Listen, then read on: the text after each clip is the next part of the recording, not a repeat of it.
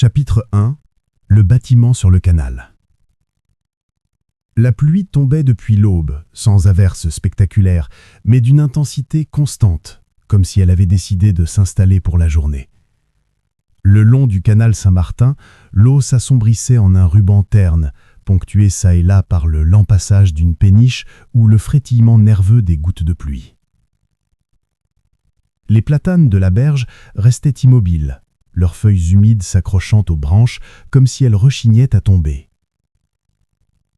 Le numéro 17, quai de Valmy, était un immeuble ordinaire. 5 étages, des balcons étroits, une pierre claire légèrement plus sombre autour des fenêtres, là où des décennies de pluie avaient tracé leur sillon. Rien n'y laissait présager la violence.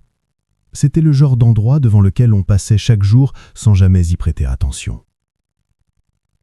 À l'intérieur, une odeur mêlait laine humide, vieux bois et légumes bouillis. Le bureau du concierge se trouvait juste derrière la porte d'entrée, une vitre embuée par le temps et la condensation. Madame Lenoir, qui habitait là depuis plus longtemps que la plupart des locataires n'étaient nés, était assise derrière son comptoir, les mains jointes, à écouter la pluie tambouriner contre les carreaux. Elle savait que quelque chose n'allait pas depuis le petit matin. Au début, ce n'était qu'une impression, une absence plutôt qu'une présence.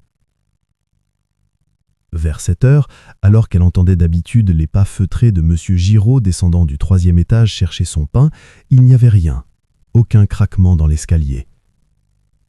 Pas un tout sautement poli en passant devant sa porte. Elle s'était dit qu'il était malade ou qu'il faisait la grasse matinée. Cela arrive, on vieillit, les habitudes s'adoucissent. Mais à 10 heures, le malaise s'était installé jusqu'à la moelle.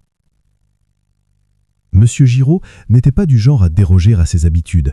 Il vivait seul depuis 12 ans, depuis la mort de sa femme, et durant tout ce temps, il avait rythmé ses journées jusqu'à en faire un véritable rituel. Le pain à 7 heures, le journal à 8, une promenade tranquille le long du canal à 10 heures, toujours vêtu du même manteau sombre, s'arrêtant toujours au même banc. À midi, il était de retour à l'étage, l'odeur du café flottant légèrement dans la cage d'escalier. Ce matin, il n'y avait rien. Madame Lenoir avait essayé de l'ignorer.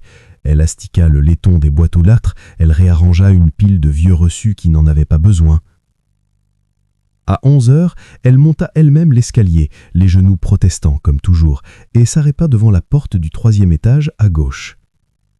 Elle frappa une fois, puis une deuxième fois. Pas de réponse. Elle écouta. Derrière la porte, il n'y avait que le silence. Un silence épais et feutré, de ceux qui semblaient absorber le son plutôt que de le réfléchir.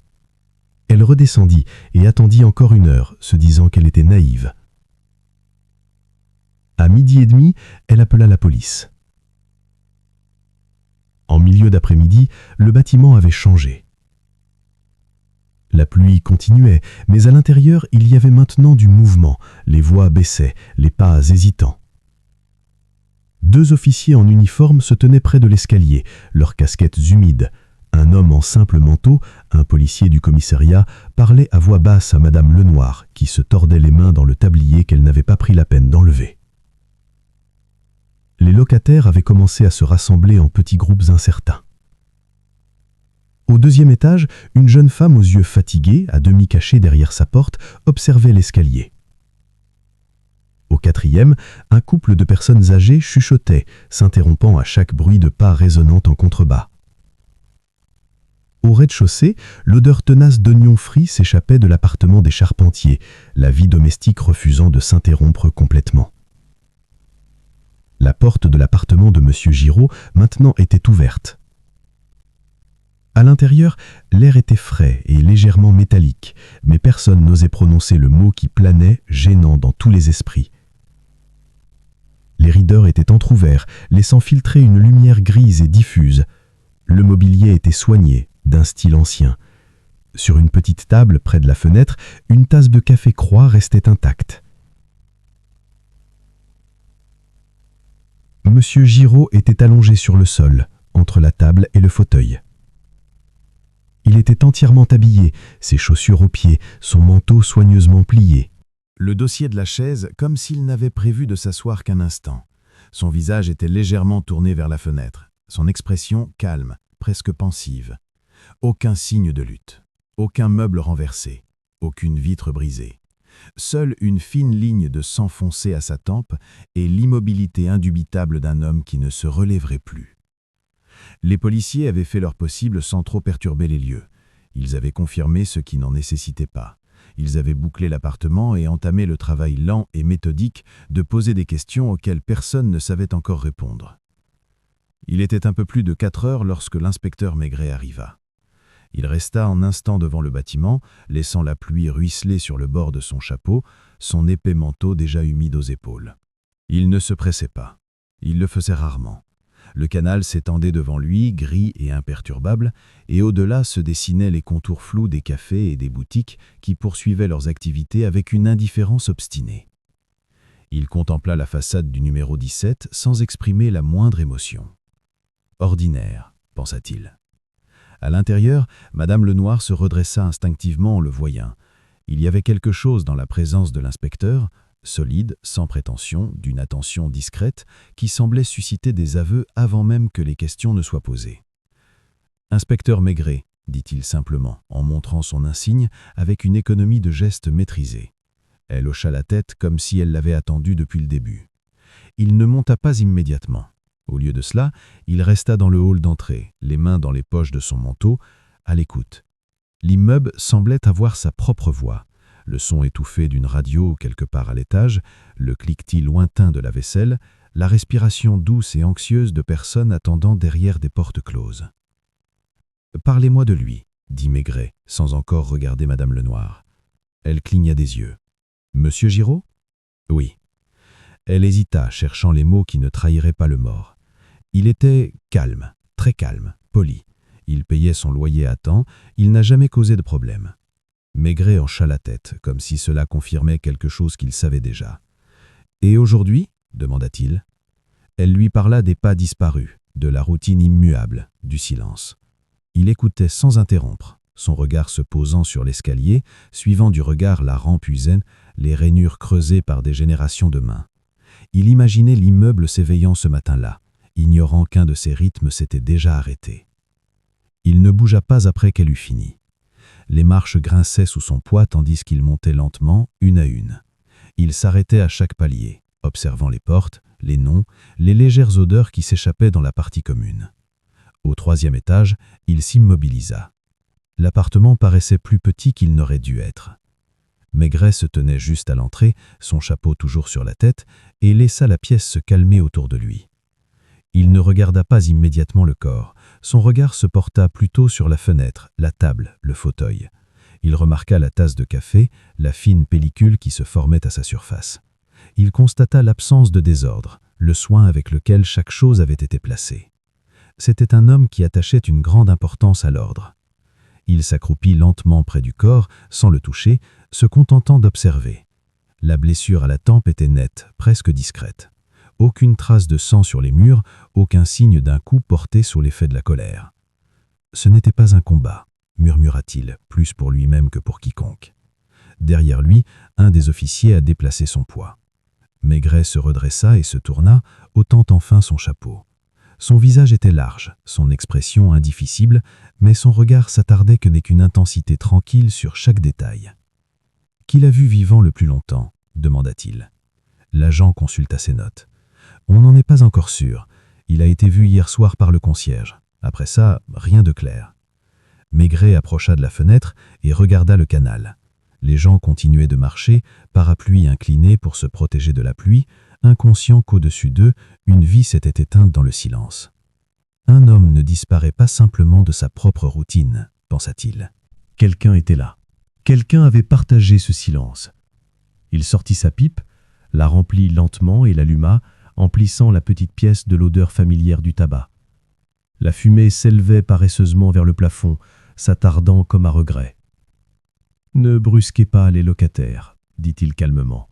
« Laissez-leur le temps de réfléchir. » Il savait par longue expérience que la vérité n'aimait pas être poursuivie. Elle surgissait d'elle-même, dans les gestes, les silences, dans la façon dont les gens évitaient de se regarder. Tandis qu'il restait là, à écouter la pluie frapper les vitres et la douce respiration du bâtiment, Maigret sentit le poids du lieu peser sur ses épaules. Quelque part entre ces murs, un acte anodin avait tourné au drame, et tôt ou tard, quelqu'un le révélerait, sans même s'en rendre compte. Avant qu'elle ne prenne des allures d'interrogatoire. Au 4e étage, le couple âgé, monsieur et madame Perrin, l'ont reçu ensemble. Ils étaient assis côte à côte sur leur canapé, leurs genoux presque se touchant, une vie entière passée à partager le même espace les ayant rapprochés. « Nous n'avons rien entendu », dit monsieur Perrin, avant même que Maigret n'ait posé la question. « Absolument rien. » Maigret acquiesça. C'est souvent le cas. Madame Perrin a ajouté « Monsieur Giraud était un homme bien, très discret. » « C'est ce que tout le monde dit, » répondit doucement Maigret. Il remarqua le petit mouvement nerveux du pied de monsieur Perrin qui contrastait avec son ton calme. Maigret n'y prêta pas attention. Il était presque midi lorsque Maigret retourna au 3e étage. La porte de l'appartement de Giraud avait été refermée, mais Maigret avait désormais la clé. À l'intérieur, l'atmosphère était inchangée, comme si la pièce elle-même attendait.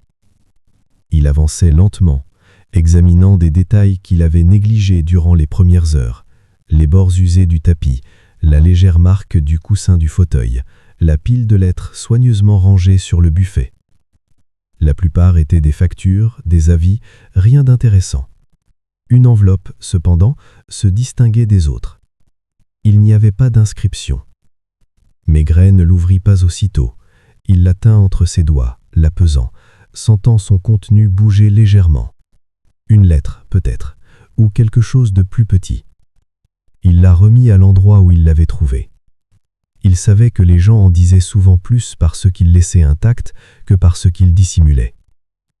À 1h, il descendit au petit café du coin. Il commanda un déjeuner simple, un ragoût et du pain, et mangea lentement, écoutant les conversations autour de lui. Les habitués parlaient à voix basse, jetant de temps à autre un coup d'œil vers le canal, vers l'immeuble.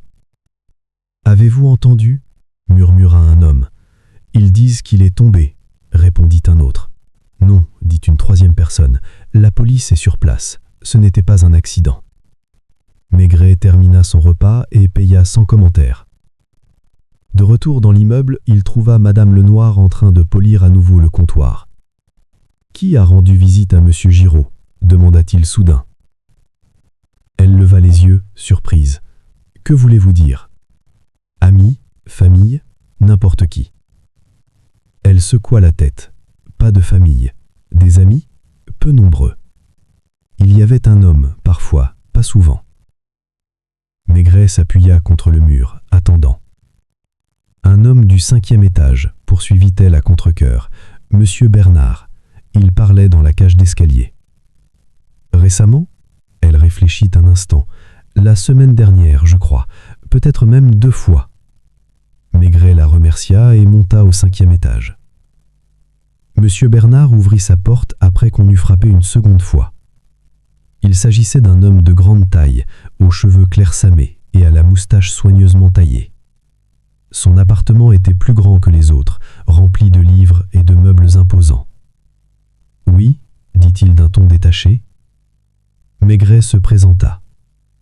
L'expression de Bernard ne changea pas, mais quelque chose se crispa autour de ses yeux.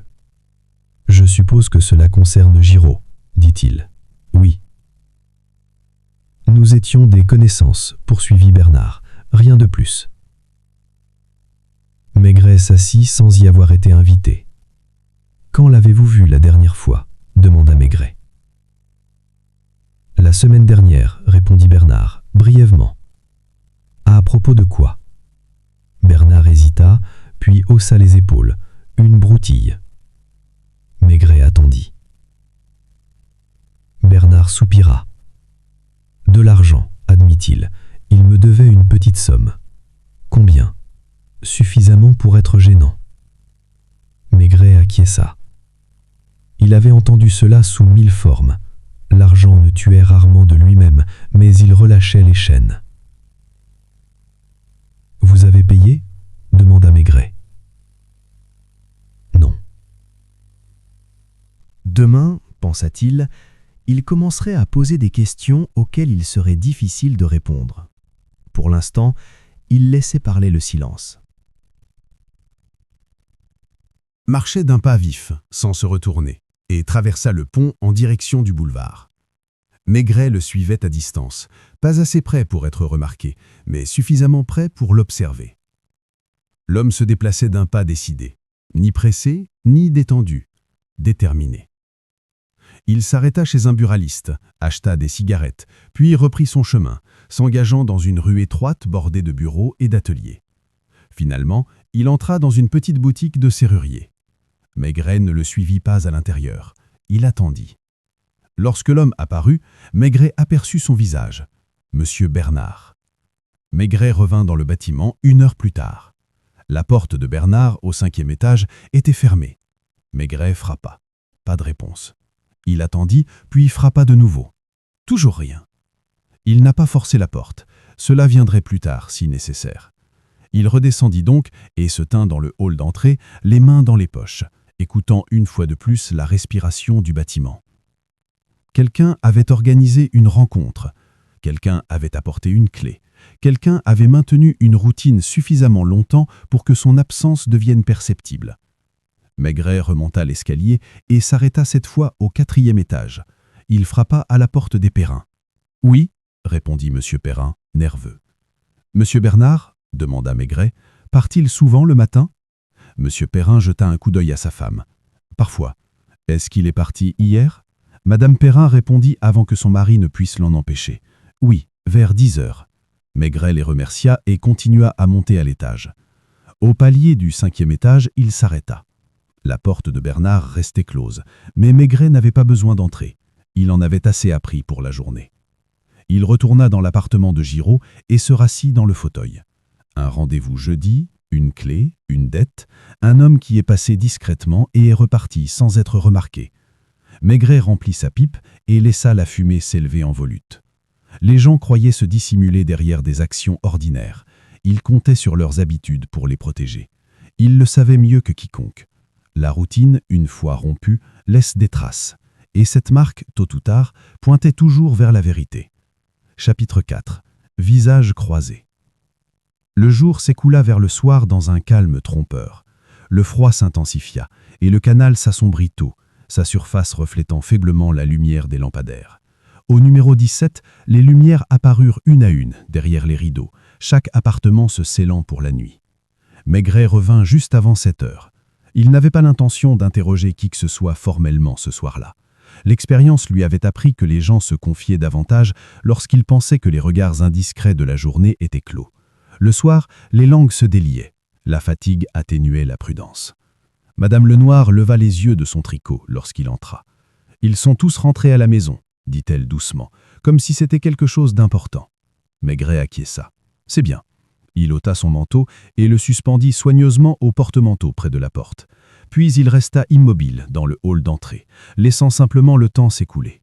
Le bâtiment réagit lentement, comme un animal qui s'habitue à une présence. Des pas descendaient des étages supérieurs, mesurés, hésitants. Une porte s'ouvrit et se referma. Quelque part, le volume d'une radio fut baissé. Maigret vit des visages apparaître brièvement dans la cage d'escalier, puis disparaître. Claire Dubois descendit les escaliers, un petit sac de course à la main. Elle s'arrêta en le voyant, la surprise traversant brièvement son visage avant qu'elle ne se reprenne. « Bonsoir, l'inspecteur. »« Bonsoir, mademoiselle. » Elle hésita. « C'est étrange, » ajouta-t-elle spontanément, « comme c'est calme. »« Oui, » acquiesça Maigret. « Le silence change de forme après une mort. » Elle hocha la tête, mal à l'aise, et partit rapidement. Quelques minutes plus tard, M. Bernard descendit du 5e étage. Il était impeccablement vêtu, son manteau boutonné, ses gants déjà englués. À la vue de Maigret, son pas vacilla un instant, si bref que beaucoup ne l'auraient pas remarqué. Maigret, lui, ne l'a pas fait. « Bonsoir, monsieur Bernard », dit Maigret aimablement. Bernard esquissa un sourire. « L'inspecteur. »« Vous sortez ?»« Le dîner, » répondit Bernard. « Je n'aime pas être seul. » Maigret accepta sans un mot. Bernard le dépassa, les épaules raides, le regard fixe droit devant lui. La porte se referma derrière lui avec un clic sec. Maigret attendit. Les Perrin apparurent ensuite, bras dessus, bras dessous, se rendant chez un ami. Ils hochèrent nerveusement la tête et passèrent en hâte. Les charpentiers, quant à eux, restèrent sur place. L'odeur de leur cuisine embaumait la cage d'escalier. À 9 heures, le bâtiment s'était stabilisé. Maigret monta à l'étage. Il commença au 2e étage, frappant une nouvelle fois à la porte de Claire Dubois. Elle ouvrit au bout d'un moment, l'air méfiant mais poli. « Je ne resterai pas longtemps », a déclaré Maigret. Elle s'est écartée. « Vous avez dit que vous entendiez parfois des voix, commença-t-il, dans l'appartement de M. Giraud. »« Oui. »« Avez-vous déjà entendu des disputes ?» Elle pensa « Non, rien de particulier, juste des murmures. »« Les voix ont-elles changé ?» demanda Maigret. « D'autres hommes ?» Cette fois, elle hésita plus longtemps. « Non, » admit-elle. « Je pense que c'était toujours la même personne. » Maigret acquiesça. « L'avez-vous vu ?» Elle secoua la tête. « Non. »« Mais vous l'avez remarqué, » dit doucement Maigret. Elle baissa les yeux. « Oui. » Les gens remarquaient plus de choses qu'ils ne l'admettaient, pensa-t-il. Au 4e étage, les Perrin le reçurent de nouveau dans une atmosphère plus tendue qu'auparavant. « Nous vous avons déjà tout dit, » dit M. Perrin d'une voix fragile. « Je sais, » répondit Maigret. « Cela ne prendra pas longtemps. » Il était assis en face d'eux, sa grande stature rendant la petite pièce encore plus exiguë. « Monsieur Giraud, » dit-il, « recevait-il parfois des visiteurs tard le soir ?» Madame Perrin a répondu la première. « Parfois. »« Jusqu'à quelle heure ?»« Après 10 heures, » dit-elle à contre-cœur. Monsieur Perrin se décala. « Pas souvent. »« Avez-vous entendu quelque chose jeudi soir ?» demanda Maigret. « Non, » répondit rapidement Monsieur Perrin. Madame Perrin regarda ses mains. « J'ai entendu quelqu'un partir, » dit-elle doucement. « Vers 10h30. » Monsieur Perrin lui lança un regard perçant. Maigret ne réagit pas. « Des pas ?» demandait-il. « Oui. »« Descendre ou monter ?»« Vers le bas. » Maigret les remercia et se leva. Au 5e étage, l'appartement de Bernard était sombre. Maigret frappa quand même. Il n'y eut de réponse. Il redescendit au 3e étage et ouvrit la porte de l'appartement de Giraud. Il resta un long moment sur le seuil avant d'entrer, comme s'il demandait la permission aux morts. À l'intérieur, la pièce lui paraissait plus froide, plus vide. Il s'approcha de la fenêtre et regarda le canal, observant une péniche glisser sur l'eau, son moteur ronronnant doucement. Réunion jeudi, à la même heure. Maigret regarda sa montre. 10h25. Il s'assit dans le fauteuil, celui que Giraud préférait, et attendit. À 10h30, il l'a entendu. Bruit de pas. Il descendait avec précaution, presque avec circonspection. Maigret ne bougea pas. Il écouta les marches passer le 3e étage et continuer leur descente. Une porte s'ouvrit, la porte d'entrée se referma doucement. Maigret se leva lentement. Il s'est approché de la fenêtre et a regardé en bas. Un homme traversait la rue, le col de son pull relevé pour se protéger du froid. Monsieur Bernard. Maigret ne le suivit pas cette fois-ci. Il resta où il était, laissant l'instant s'installer. La nuit de jeudi s'était rejouée presque à l'identique. Le timing était trop précis pour être ignoré. Il savait que les gens se répétaient inconsciemment. Ils revenaient sur des chemins familiers, même si ces chemins les menaient au danger. Maigret éteignit sa pipe et mit son chapeau. Demain, il cesserait d'attendre. Le lendemain, il commencerait à faire pression, non pas par la force, mais par la patience. Quelqu'un dans cet immeuble allait forcément le remarquer, et quelqu'un, tôt ou tard, finirait par craquer. Chapitre 5. Question simple. Le lendemain arriva sans pluie, mais le froid s'était infiltré plus profondément dans la pierre des bâtiments. Le numéro 17 s'éveilla lentement, à contre-recœur, comme si chaque locataire devait se convaincre une fois de plus que la journée devait commencer. Maigret arriva peu après 8 heures. Il ne portait aucun papier, aucune urgence apparente. Son manteau était boutonné jusqu'en haut, son chapeau rabattu sur la tête. Il s'arrêta dans le vestibule, salua Madame Lenoir d'un bonjour. Signe de tête. puis resta là plusieurs minutes sans dire un mot. Le silence, avait-il appris, permettait souvent aux autres de parler pour lui. Madame Lenoir a rompu la première. « Monsieur Bernard est encore sorti tard ?» dit-elle en faisant semblant de réajuster la pile de courrier. Maigret la regarda, sans surprise. « Quelle heure ?»« 10h30, comme l'autre soir. » Maigret acquiesça. « Et est-il revenu ?»« Oui, après minuit. » « Tranquillement ?» Elle esquissa un sourire. « Ils vont et viennent tous discrètement maintenant. » Maigret monta les escaliers. Cette fois, il frappa à chaque porte, une par une, en commençant par le haut. Bernard. Monsieur Bernard ouvrit sa porte après un délai perceptible. Il était déjà habillé, sa cravate parfaitement droite, ses cheveux soigneusement coiffés. « Inspecteur, » dit-il d'un ton froid. « Puis-je entrer ?» demanda Maigret. Bernard hésita puis s'écarta. Maigret ne s'assit pas. Il resta debout près de la bibliothèque, les mains dans les poches de son manteau. « Vous m'avez dit avoir vu monsieur Giraud pour la dernière fois la semaine dernière, » a déclaré Maigret. « Oui. »« Vous m'avez aussi dit que votre différend était insignifiant. » Bernard se raidit. « C'était le cas. » Maigret acquiesça. « Alors cela ne vous dérangera pas de me dire pourquoi vous étiez avec lui jeudi soir. » Le visage de Bernard resta impassible, mais ses joues pâlirent légèrement. « Je ne l'étais pas, » a-t-il dit. Maigret laissa les mots en suspens. « Vous avez quitté l'immeuble à 10h30, poursuivit Maigret calmement. Une autre personne du 3e étage a fait de même. Ce n'est pas anodin. » Bernard expira bruyamment. « Je suis allé me promener. »« Et tous les soirs à la même heure ?» demanda Maigret. Bernard détourna le regard.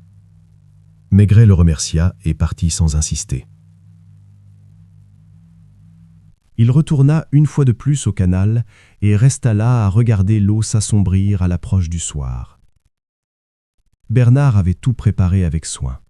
Une dette, une réunion, une clé, le silence. Mais la préparation laissait toujours des traces, et Maigret savait désormais où appuyer. Cette nuit-là, il n'a pas attendu dans le bâtiment. Il attendit dans l'appartement de Bernard, dans le noir, en silence, comme Bernard l'avait fait auparavant. Chapitre 6. Le poids du silence.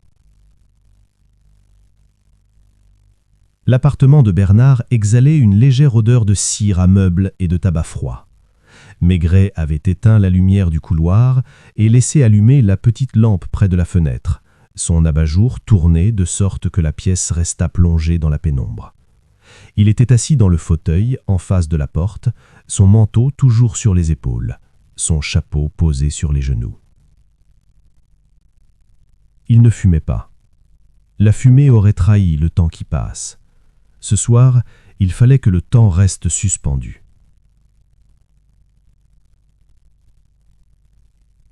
De la rue en contrebas parvenaient les bruits feutrés du soir. Une voiture qui passe, une porte qui claque, des rires brièvement emportés par l'air froid. Dans l'appartement, seul le tic-tac discret d'une horloge, quelque part derrière lui, résonnait. Bernard aimait l'ordre. Il aimait savoir où se trouvaient les choses. Cette horloge était placée là intentionnellement, pour rassurer, pour structurer les heures. Maigret l'écouta sans compter. « Que s'est-il passé ensuite ?» demanda Maigret. Bernard déglutit. « Je me suis levé. Je ne me souviens pas avoir pris cette décision. J'ai juste agi. » Maigret attendit. « Il y avait un presse-papier, » dit Bernard d'une voix monocorde, « sur la table. » Maigret n'éprouvait aucun triomphe. Seule une lourdeur familière s'installait dans sa poitrine. « Et après ?» demanda-t-il. Bernard rit doucement de nouveau.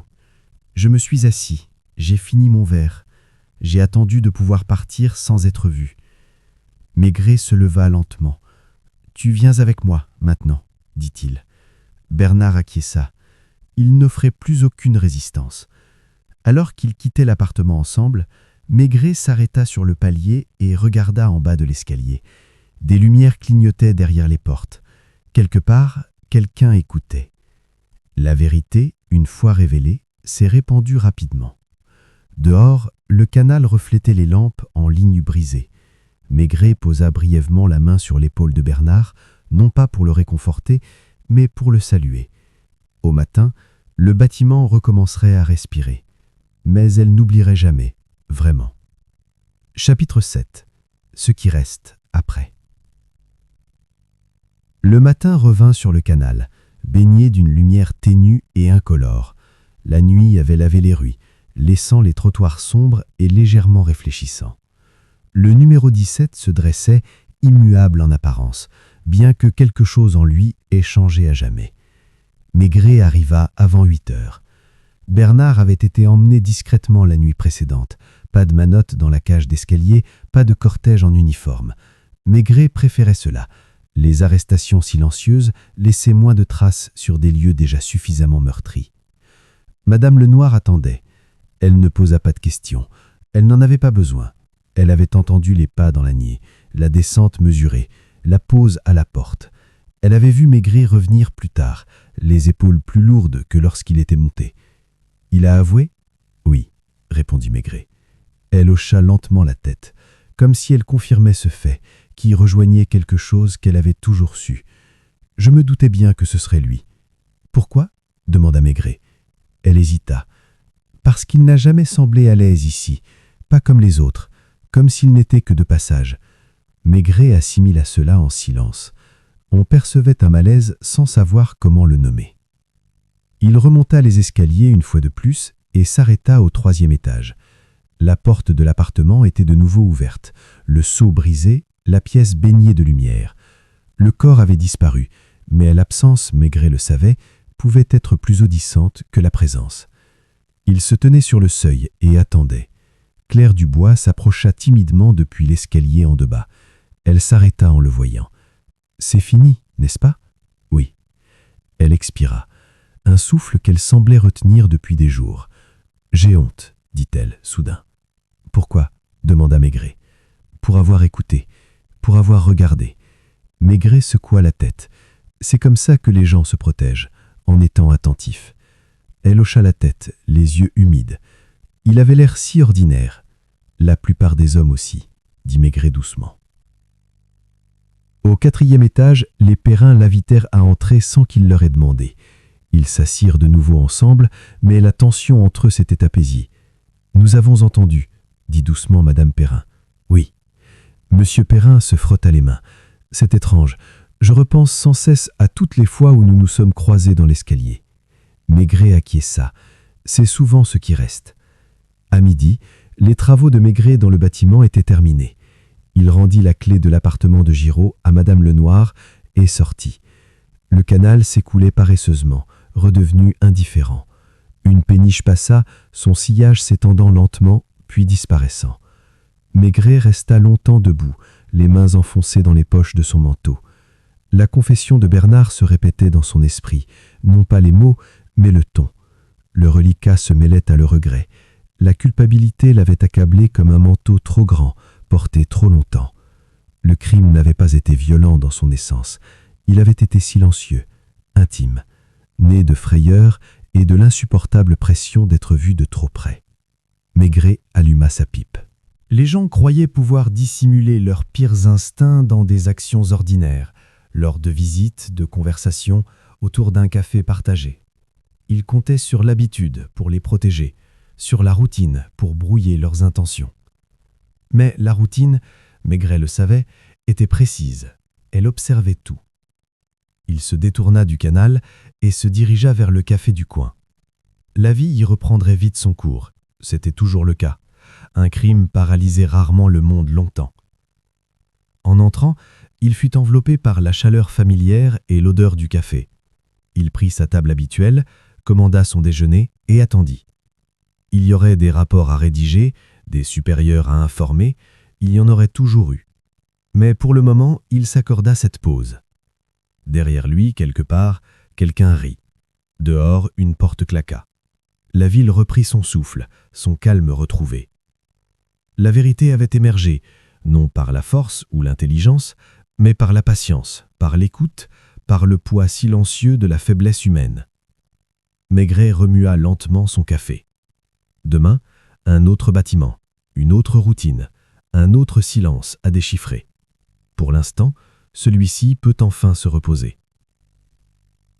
Chapitre 8. Le prix du savoir. Le rapport peut attendre. Maigret le savait avec la même certitude qu'il avait du poids de son manteau sur ses épaules. Le papier avait sa place, mais pas encore, pas ce matin. Il a donc longé le canal à la place. La ville avait repris ses habitudes avec une rapidité étonnante. Un fleuriste disposait des seaux de chrysanthèmes devant sa boutique. Une femme se penchait à une fenêtre pour secouer un tapis. Non loin de là, une radio diffusait un air déjà trop populaire. Des gestes ordinaires, enchaînés les uns après les autres, comme si rien n'avait été interrompu. Maigret s'arrêta à la grille de fer et se contemplait l'eau. Sa surface reflétait des fragments, le ciel, des immeubles, un visage qui passait, jamais rien dans son intégralité. Cela lui rappelait l'immeuble du numéro 17, comment chaque locataire y avait porté un fragment de vérité sans en comprendre la forme. Il pensait à Bernard. Les aveux étaient rarement spectaculaires. Ils arrivaient fatigués, sans résistance, soulagés de ne plus avoir à feindre.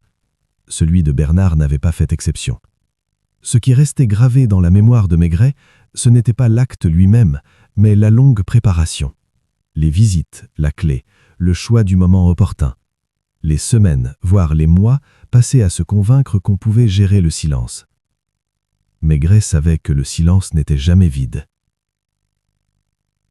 Il se retourna vers le bâtiment. Madame Lenoir était en train de frotter les marches de l'entrée, bien qu'elles fussent déjà propres. Elle s'arrêta en le voyant. « Tu as terminé » demanda-t-elle. « Pour l'instant. » Elle hésita, puis dit « Ils oublieront, vous savez, pas complètement, mais suffisamment. » Maigret acquiesça.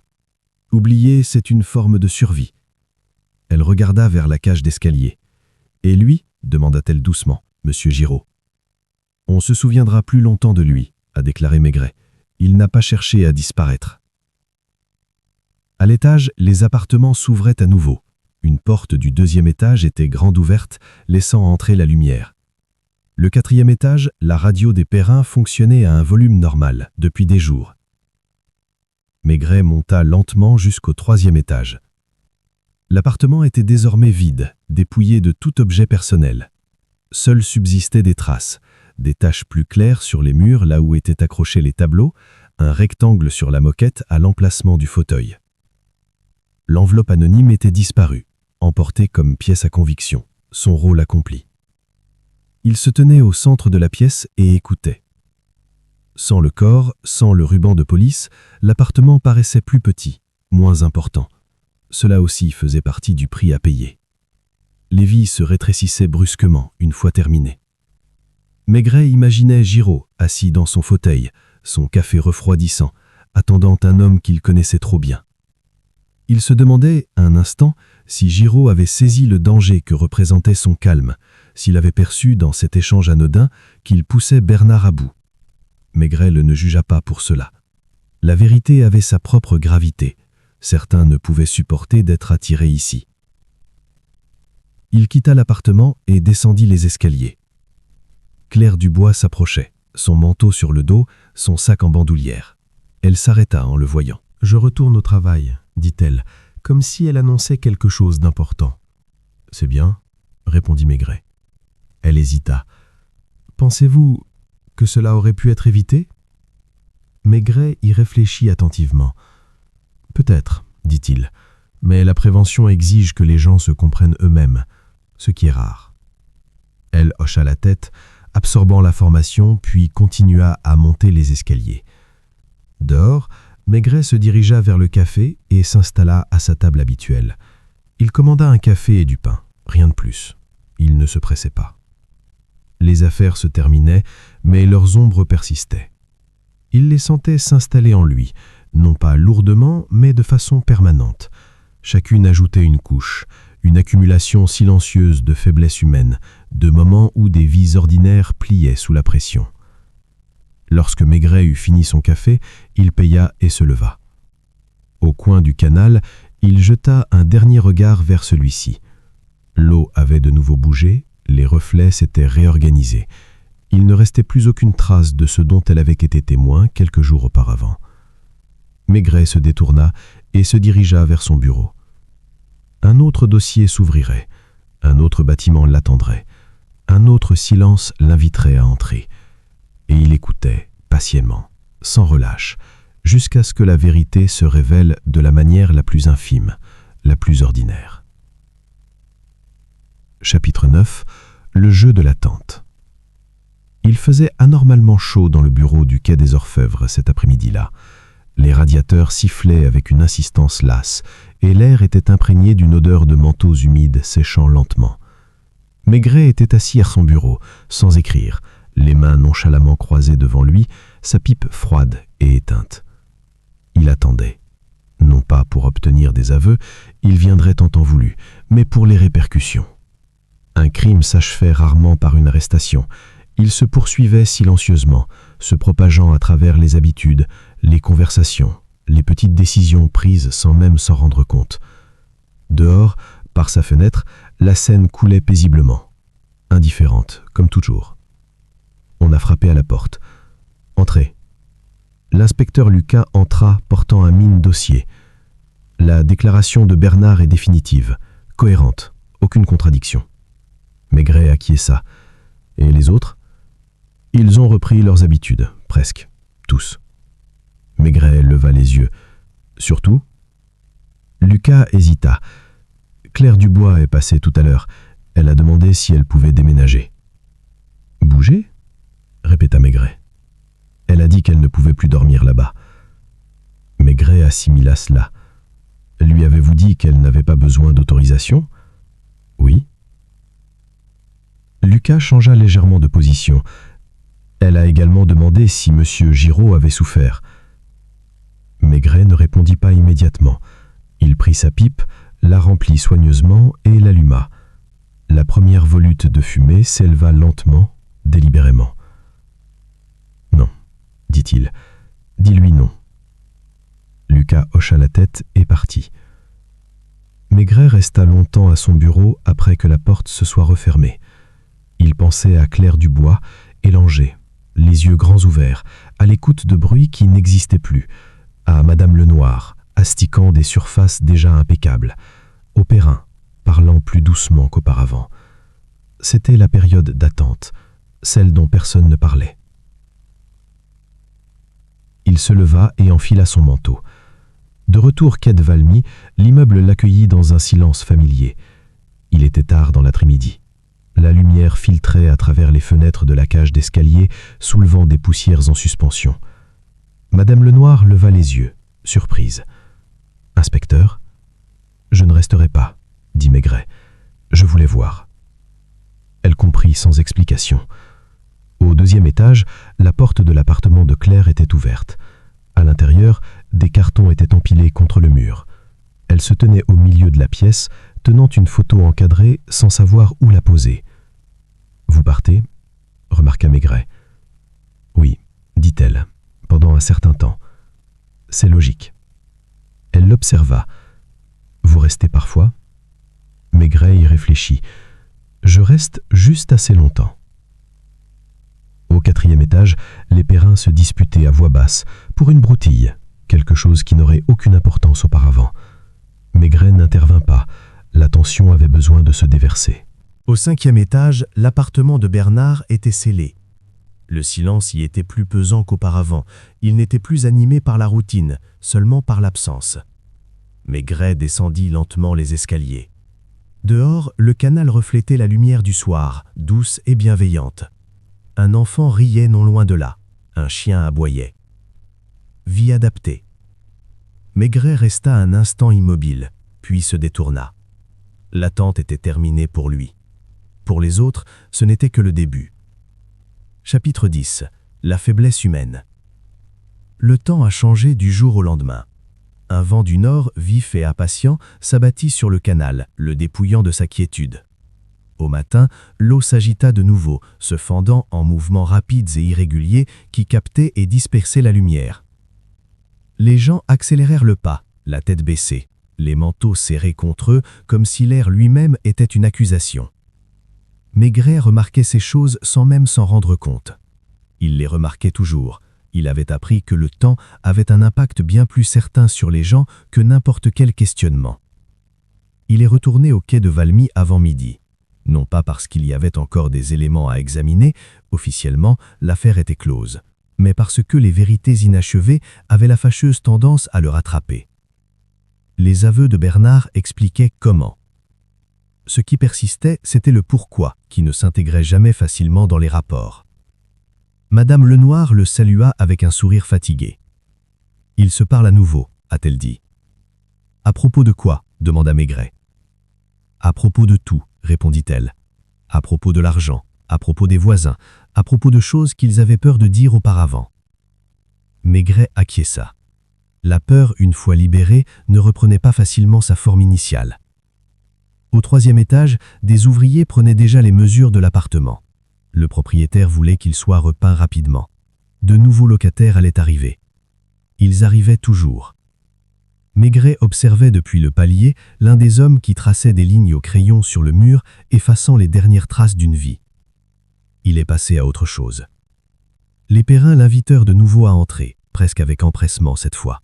Ils lui offrirent du café, s'occupant avec soin de tasses déjà propres. « Monsieur Bernard, dit soudain Madame Perrin, ce n'était pas un monstre, n'est-ce pas ?» Maigret prit la coupe des mains. « Non, dit-il, c'est justement ce qui complique les choses. » Monsieur Perrin s'éclaircit la gorge. On se demande encore ce qui l'a poussé à faire ça. Maigret ne répondit pas immédiatement. Il goûta le café, léger, trop cuit. La peur, dit-il enfin, et la fierté. Ils échangèrent un regard. Giraud savait quelque chose que Bernard ne pouvait pas accepter, et Bernard croyait que le silence pouvait se négocier. Madame Perrin baissa les yeux. Le silence ne dure jamais. Non, acquiesça Maigret. Au 2e étage, l'appartement de Claire Dubois était presque vide.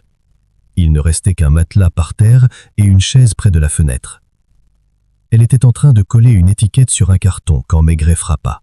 « Je voulais dire au revoir », a-t-elle dit. Il hocha la tête. « Croyez-vous, demanda-t-elle avec hésitation, si Giraud était resté silencieux ?» Maigret l'arrêta doucement. « La vérité n'est pas une faveur, dit-il, c'est une condition. Certains y survivent, d'autres non. » Elle absorba cela en silence. Dehors, Maigret longea de nouveau le canal. Le vent portait des voix, des bribes de conversation qui ne lui parvenaient jamais tout à fait. Il pensa à Bernard, assis en face de Giraud, le café entre eux, au calme insupportable de cet homme qui croyait que seuls les faits pouvaient le protéger. La faiblesse humaine, songea Maigret, se manifestait rarement à haute voix. Elle murmurait, elle attendait, elle se dissimulait sous les traits de la raison. C'est pourquoi c'était si dangereux. Il se détourna de l'eau et retourna vers son bureau. Il n'y avait plus de questions à poser. Seule la compréhension doit être endurée. Chapitre 11. Le moment de l'écroulement. La nuit où Bernard avait avoué était silencieuse, trop silencieuse pour un moment censé être lourd de sens. C'est ce qui hantait Maigret les jours suivants. Non pas le coup, non pas le sang, mais la façon dont la résistance de cet homme avait simplement cédé, comme si quelque chose en lui avait finalement accepté qu'il n'y avait plus de marge de manœuvre. Maigret savait que l'effondrement était rarement soudain. Il survenait après une longue préparation. Il y pensait, assis dans son bureau, le dossier enfin ouvert devant lui. Il relut lentement la déclaration de Bernard, non pour les faits, ceux-ci étaient établis, mais pour le rythme. Pour les passages où les phrases se raccourcissaient, où le langage devenait vague, où l'homme avait soigneusement contourné sa propre peur. Dehors, la scène s'étirait sous un ciel bas. Un remorqueur passa, son moteur vibrant légèrement à travers la vitre. Bernard n'avait pas tué sous le coup de la rage, cela était clair. Il avait tué dans un moment d'épuisement, lorsque l'effort de sauver les apparences était devenu plus lourd que les conséquences de leur effondrement. Maigret a clos le dossier. L'après-midi, il retourna une fois de plus au quai de Valmy, sans prévenir, sans annoncer sa présence. Il longea le canal, puis le traversa et resta un moment face au numéro 17, observant l'immeuble de loin. Ça avait déjà changé. Au 2e étage, une fenêtre était grande ouverte, les rideaux flottant au vent. Au 3e, les volets étaient baissés, l'appartement déjà vidé de toute signification. Au 5e, les fenêtres de Bernard restaient sombres, opaques, refusant tout reflet. Maigret traversa la rue. À l'intérieur, Madame Lenoir parlait à une femme qu'il ne reconnaissait pas, une locataire potentielle peut-être. Elles s'arrêtèrent en le voyant. « Je ne vous interromprai pas, » dit Maigret. Madame Lenoir sourit un peu gênée. « Les gens passent vite à autre chose. Ils n'ont pas le choix, » répondit Maigret. Cette fois, il ne monta pas à l'étage. Il resta dans le hall d'entrée à l'écoute. Les bruits de l'immeuble avaient encore changé, moins feutrés, plus insouciants. Quelqu'un rit au-dessus de lui. Une radio crachait du son sans retenue. La pression s'était déplacée ailleurs. Plus tard dans la soirée, Maigret rendit visite à Bernard à l'infirmerie de la prison. Non par devoir, Lucas aurait pu s'en charger, mais parce que Maigret avait appris que la vérité ne s'arrêtait pas toujours à l'aveu. Bernard était assis au bord de son lit, le dos voûté, les mains jointes entre les genoux. Il paraissait plus petit maintenant, diminué par l'absence de choix. « Vous vouliez me voir » demanda Bernard. « Oui. » Bernard attendit, les yeux baissés. « Vous n'avez pas paniqué » dit Maigret d'une voix calme. « Pas à la fin. » Bernard serra les lèvres. « J'étais fatigué. » Maigret acquiesça. « De faire semblant ?»« Oui, » murmura Bernard, en écoutant ma propre voix me dire que c'était encore réparable. Maigret l'observa attentivement. « Quand avez-vous su que ce n'était pas possible ?» Bernard hésita. « Quand il m'a regardé, Giraud, il n'avait pas peur, il n'était pas en colère, il avait déjà accepté ce qui allait arriver. » Maigret ressentit un frisson familier. « Ça vous a fait peur ?»« Oui. » Un silence pesant s'installa entre eux, mais plus hostile. « Je ne voulais pas le tuer, » dit Bernard finalement. « Je voulais juste mettre fin à l'attente. » Maigret se leva. « L'attente finit toujours par se terminer, dit-il. Nous ne choisissons simplement pas comment. » Bernard n'a pas répondu. Dehors, le crépuscule s'était installé. Le ciel au-dessus du canal était pâle, presque doux, comme si la ville s'efforçait d'adoucir ses contours. Maigret marchait lentement d'un pas nonchalant. Il n'éprouvait aucune satisfaction, seulement la certitude morne d'avoir assisté à une nouvelle manifestation de ce même effondrement humain qu'il avait déjà vu bien trop souvent. On croyait qu'il se brisait sous le coup de la passion. En réalité, il se brisait lorsqu'il n'était plus capable de se soutenir. Et cela, pensa Maigret, était la chose la plus ordinaire de toutes. Chapitre 12. L'inévitable vérité. La confrontation formelle ne se déroula pas dans une pièce théâtrale ni sous une lumière crue. Il n'y eut ni cri ni révélation soudaine. Elle se déroula plutôt dans la neutralité grise du bureau de Maigret, un moment semblable à tant d'autres. Bernard était assis en face de Maigret, son manteau soigneusement plié sur les genoux, sa posture empreinte d'une habitude qui ne trahissait plus aucune maîtrise. Il avait mal dormi, cela se lisait sur ses yeux cernés, sur son regard fuyant plutôt que fixe. Maigret leur servit du café à tous les deux. Bernard regarda la vapeur s'élever. « Il n'est utile de répéter ça, dit-il doucement. J'ai déjà tout dit. » Maigret posa la tasse devant lui. « Je sais. »« Alors pourquoi ? Parce que, » interrompit doucement Maigret, « il y a encore quelque chose que vous n'avez pas dit. » Bernard serra la tasse dans ses doigts. « Je t'ai raconté comment c'est arrivé. »« Oui, » répondit Maigret, « mais pas pourquoi.